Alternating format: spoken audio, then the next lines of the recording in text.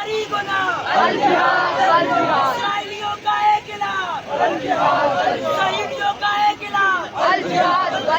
نعرہ تکبیر۔ بسم اللہ الرحمن الرحیم۔ ایاک نعبد و ایاک نستعین۔ میں یہاں سب سے پہلے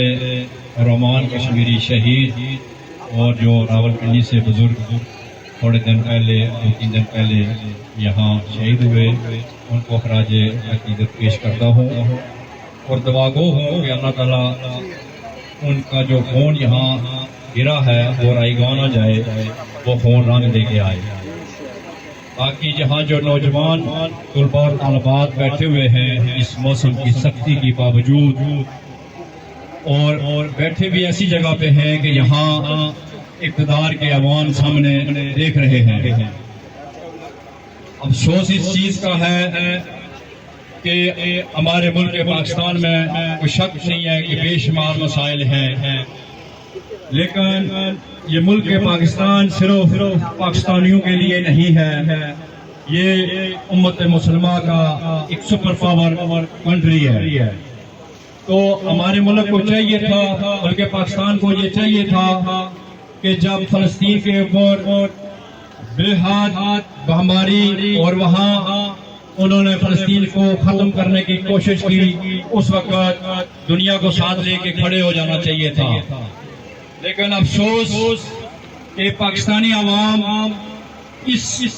اس قدر اس گرمی میں یہاں بیٹھ کر التجا کر رہی ہے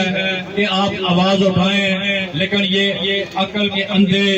یہ عقل سے بالکل محروم ہو چکے ہیں۔ ان کو نہ اپنے ان لوگوں کی پرواہ ہے، نہ ان کو مسلمانوں کی ان مسلمانوں پر ان کو ترس آ رہا ہے، اور ہم امید کرتے ہیں کہ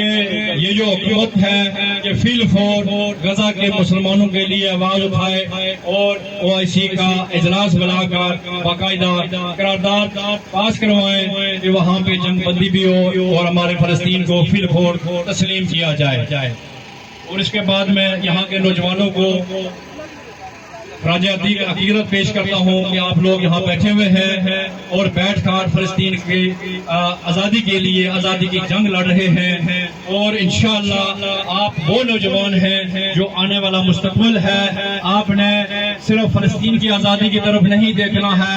آپ نے کشمیر کے ایشو کو بھی دیکھنا ہے، آپ نے اس ملک کے جو مسائل ہیں ان کو بھی دیکھنا ہے، اور انشاءاللہ وہ وقت دور نہیں ہے جب کسی ملک کی جنریشن اس طریقے سے سامنے آ جائے تو اس ملک کے راستے میں کوئی دنیا کی طاقت رکاوٹ نہیں بن سکتی ہے۔ واحد